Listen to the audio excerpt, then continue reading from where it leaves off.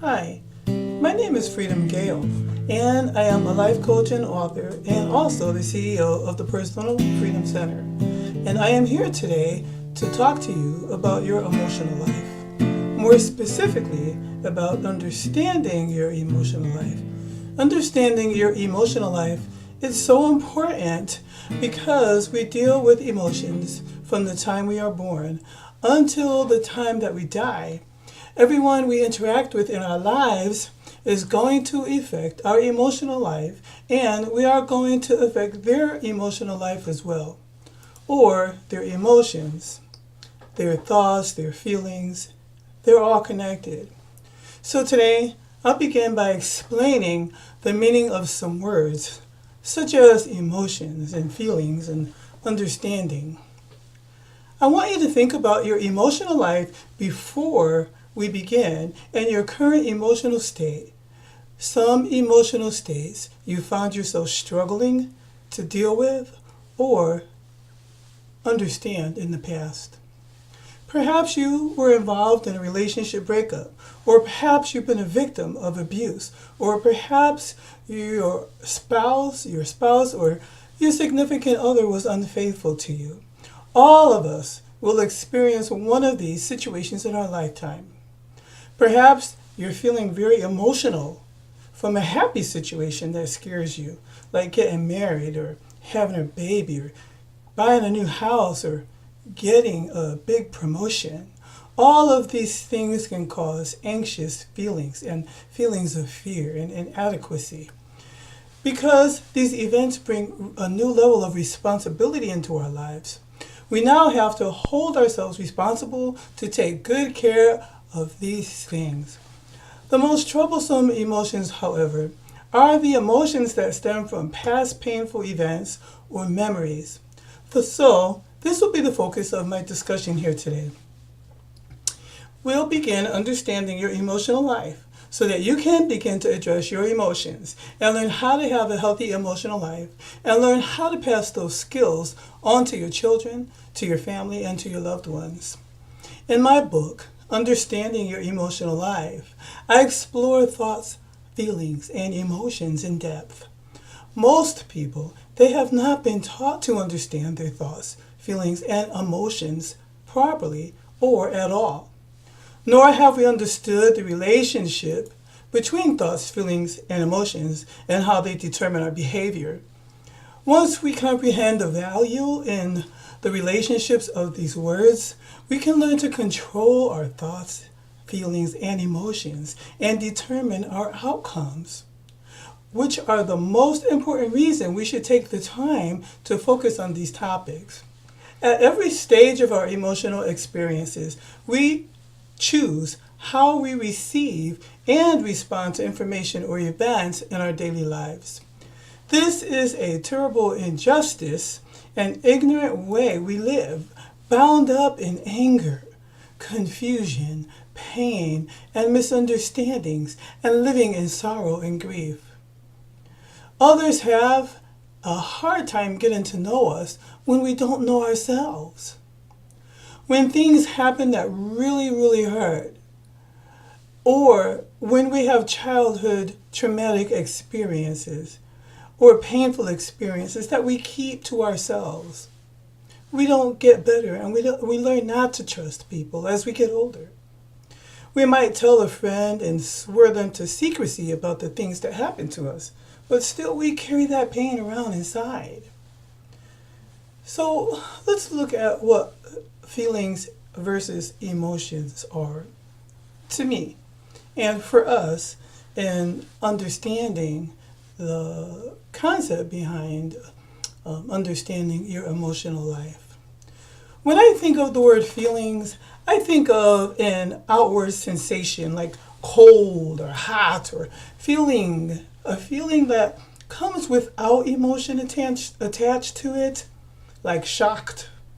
A shocked feeling, it comes from being startled because something happened, that you didn't expect. Like somebody throwing shade after the experience or insulting you. And after the experience of them insulting you or hurting your feelings, then the emotion occurs. So, for the sake of understanding feelings and emotions, let's look at feelings as things without emotional impact. And let's look at emotions as the feelings or feeling a certain way about a thing. Let's look at emotions as the effect of feelings or feeling a certain way about a thing. Okay? So again, for the sake of understanding feelings and emotions, let's look at feelings as things without internal emotional impact, and emotions as the effect of feelings or feeling a certain way about a thing or a situation. It is a terrible injustice, as I said earlier, to ourselves and to others when we live bound up inside of anger, inside of confusion, and inside of pain, misunderstandings, and live in our sorrow, grief, and grief year after year. Furthermore, it's physically unhealthy. I'm sure you've heard of stress causing high blood pressure and heart attacks. We cannot really know ourselves until we understand ourselves by understanding our thoughts, our feelings, and our emotions. Others have a hard time getting to know us again when we don't know who we are. And we can't know who we are when we've been burying our feelings and emotions all of our lives and hiding behind them. Okay? When things happen that really hurt, and they do, and they will, when children or when we are adults or coming into adulthood, we tend to keep them to ourselves. And as we get older, we might tell a few people, and overall though, we end up carrying that pain around us inside and passing it along or carrying it along into the new relationships that we form over the years. So that might be people, at your job, at your school, at your college, at your church, okay? Wherever it is that you go, there you are. Self-aware people know us better than we know ourselves because we're not in touch with our feelings. If they tell us they see hurt, fear, or anger in us, we clam up even tighter, afraid the whole world can then see our pain and will know all of our secrets. Keeping secrets about our inner pain makes us sick. Our body responds better to happiness, and stress is a silent killer. What does your emotional life look like today? What painful past memories are you holding on to? Is anger eating you up? Who did it? Whose fault was it? It's time to stop hiding and blaming and take down the walls that we hide behind, because the walls that we hide behind still allow us to be seen. Okay? Why we think others can't see our pain and who we really are, they do. You cannot have authentic relationships, okay? And that's what the next part of this conversation is about, authentic relationships, okay? If you want to have authentic relationships with other people, you have to develop a healthy relationship with yourself, okay? If a relationship is not authentic, then it's a waste of time. Except if you are learning that you need help trusting and building closer relationships. And you might wonder how it might even be possible for you not to have an authentic relationship with yourself, you see. And the way we do that is by pretending mostly that we don't care, or that we don't have feelings when somebody hurts us or walks away from us, or when something ends that we wish was still present, But we come to a place as we mature where we consider it a gift when relationships that are not healthy for us end. Okay, and the relationship might feel unhealthy for the other person and not to you, and they walk away. Okay, and we have to learn how to let go. Okay, but having an unhealthy relationship with yourself can be done by harboring in anger and resentments, by not being honest and truthful with yourself, and not honoring your feelings and your emotions, okay? If a relationship isn't authentic, again, then it's a waste of time. But you know what? Wherever you go, there you are. You're always going to be with you. So I will encourage you to consider the fact that if you don't build a healthy relationship with anyone else, then take some time to do it with you. It sometimes is very scary, and sometimes it's even very painful, to go within and to see what's really there. I know when I started working on my emotions, I felt like I had so much pain inside that like it was a big boulder, a big giant rock that had jagged edges, and that if I begin to open up my feelings and talk about what was really going on inside, that it would rip me apart inside, that I'd be bleeding internally, even though it felt like I felt like I was bleeding internally, and I was walking around living a plastic life because I wasn't living from my honest and true self. I hadn't confronted my past. I hadn't confronted my pain and my abusers and my abusive situations. And even if I just do that for me, so much healing can occur when we just do that for ourselves. Okay? And there's a process to doing that. So understanding your feelings and emotions, it precedes a happy existence. In other words, if you want to be happy, then you'll do these things. Okay, you'll boldly go where most men and women are afraid to go. I'm a Star Trek fan when I say that. Okay, so you deserve to live happy and fully. Everybody does. Hard times come to everybody. It comes to us all. They come to us all. When we understand this, it allows us to get through hard times, okay?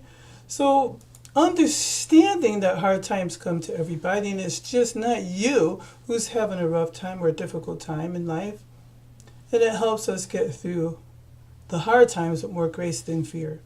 Somebody told me once to learn how to look at life like a deck of cards, learn how to play the hand that you got dealt, okay? And that was good advice. It really helped me look at that practically because I've played many hands of cards. I haven't always won. But with this one, I can. And I choose to. I might not know how, but I'm willing to try. And you might not know how to get to the other side.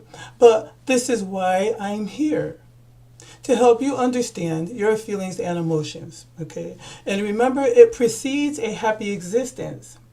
You deserve to live happy. You deserve to be free. Hard times come to us all. And understanding this allows us to get through the hard times with much more grace than fear. And yes, it is fear, F-E-A-R. So either we're going to face everything and recover. That's an acronym for fear. Or we're going to forget everything and run is the opposite acronym for fear. So let's get a little closer to the word, to understanding ourselves by first taking a look at the word understanding, okay? So to understand, the word understand is composed of the words under and stand. When you are under something, there is something or someone over you. Other meanings for the word under are below, inside, less than, subject to. Like an employee is subject to his or her boss, or like a child is subject to his or her parent. A person can also be under stress or scrutiny. Or a house can be under construction, and so can we. I'm always under construction.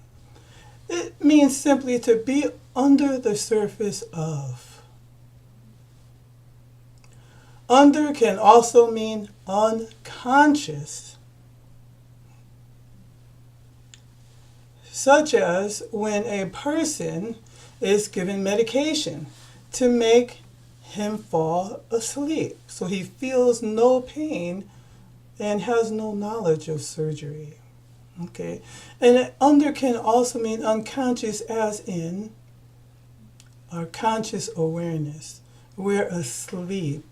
We're not paying attention and we are not aware of who we are, honestly and truthfully, and the world around us. And the second part of the word understanding is stand. We're standing.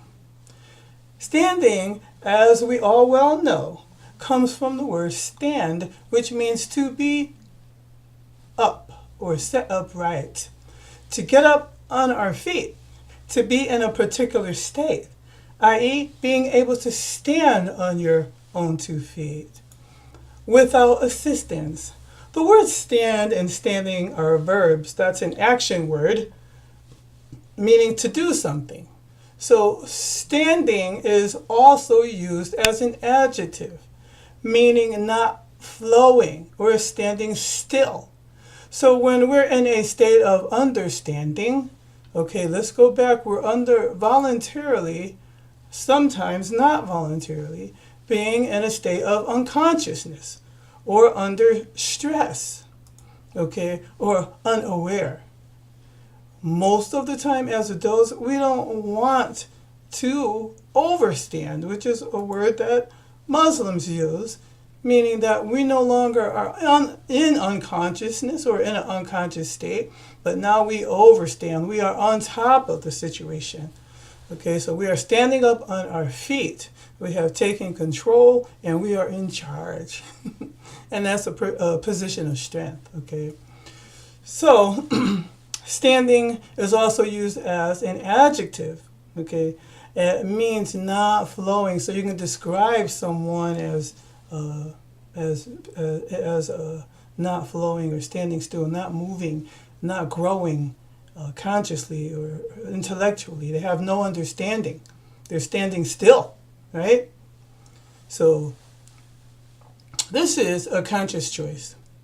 So let's put both of those words together and understand what understanding means. We have understanding of the word understanding now.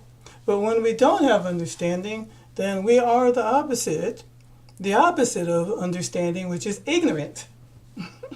And nobody wants to live in ignorance. I know I don't.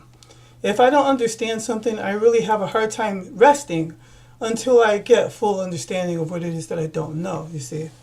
So ignorance is the first word that comes to mind as the opposite of understanding. Ignorance comes from the word ignore. And to ignore in this case is to ignore knowing.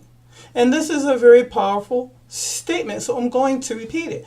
To ignore, ignorance comes from the word ignore. And to ignore in this case is to ignore knowing. Okay, so when we ignore knowing, we are making a conscious choice not to grow. We are making a conscious choice to stand still. And when we make a conscious choice to stand still, it's because we don't know what to do, or we are afraid to move. Or maybe we're being told to stand still. Maybe we have to be obedient to someone over us, okay? But to ignore in this case is to ignore knowing. Ignore knowing what you could know. Know the knowing that can set you free. To ignore is to not know by choice. It's ignorance. I never knew that before I looked up the definition to this word, and I'm glad I did because it gave me more understanding. Sometimes, believe it or not, people say, bliss is, innocence is bliss, not knowing is bliss.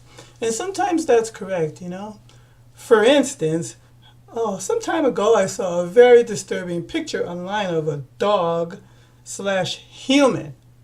nursing his human/dog puppies. It was so gross. I wish I could unsee that. If I had seen that in real life, well, let's just say it's time for me to leave here, right? Who wants to be living in that environment, with half human and half dogs? No more bliss for me, not down here on this earth, so you can count me out of that one. Okay, so in that case, sometimes we wish we could remain ignorant of things that we find emotionally or mentally disturbing.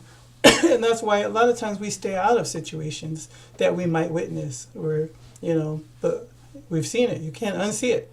You wish you could. So then you have to make a decision. We have to make a decision with all things. Okay, so the suffix, or meaning the last part of the word ignorance, is ance, or ants. This ending is used to form nouns which refer to a quality or state. For instance, the word stands is the state of standing firm. A noun, again, is a person, place, or thing, for some of us who don't remember what we learned in grade school.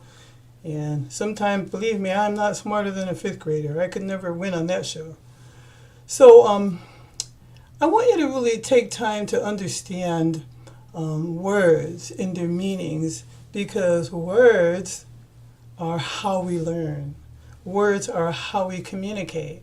Words are the primary component of our self-talk, as how we talk to others, you see.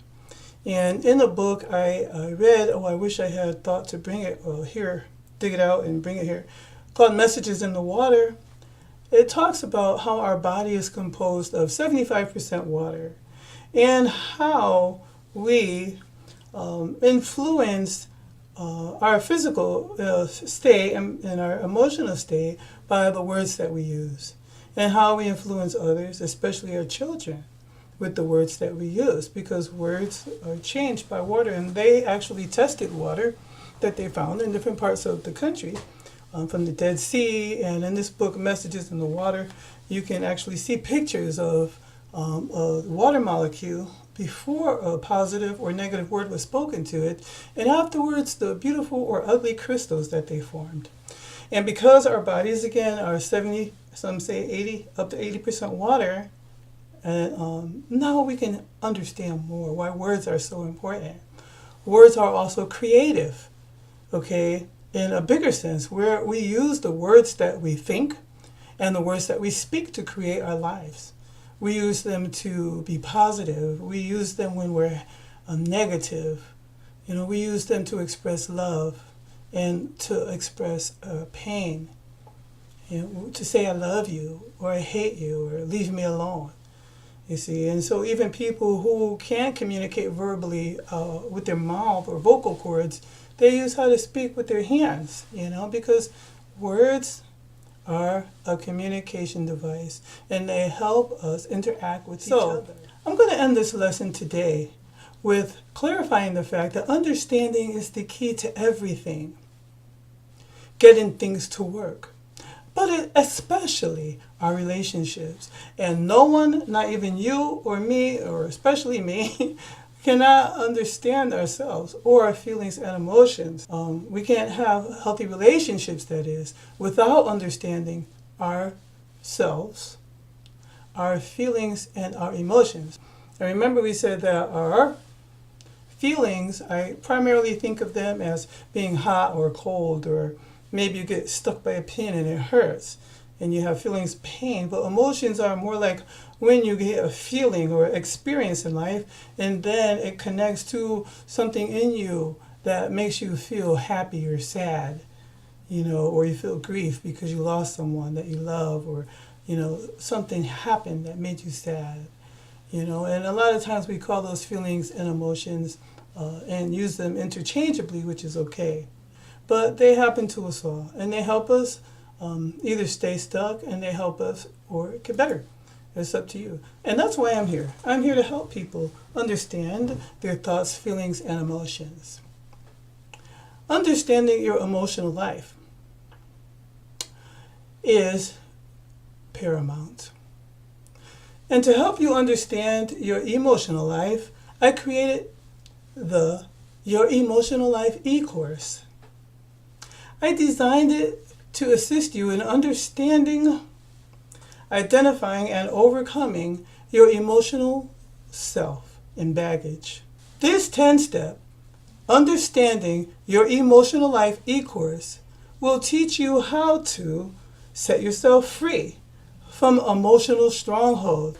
And what I mean by emotional strongholds are anger, or depression, things that have control over you that is so difficult to break free from without help, or emotional states that we're in that we don't even recognize. It will also help you release those negative emotions. Okay, so again, my Understanding Your Emotional Life e-course will teach you how to set yourself free from emotional strongholds. 2, it will help you release the negative emotions. It will help you learn to resolve relationship conflicts. It will also help you learn how to drop defensive behaviors and react appropriately to normal everyday stresses and misunderstandings. It will help you learn to build trusting relationships and much more. There was a time when I saw the world and circumstances through the eyes of my pain.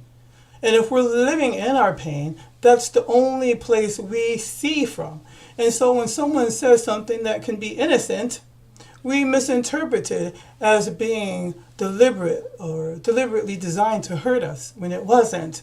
So when you live from happiness and someone says something that was deliberately designed to hurt you, it's not going to hurt you because you've already released all of your negative emotions. So if somebody says, hey, Freedom, you used to be a drug addict. Hey, shh, be quiet. Somebody might hear you. Huh?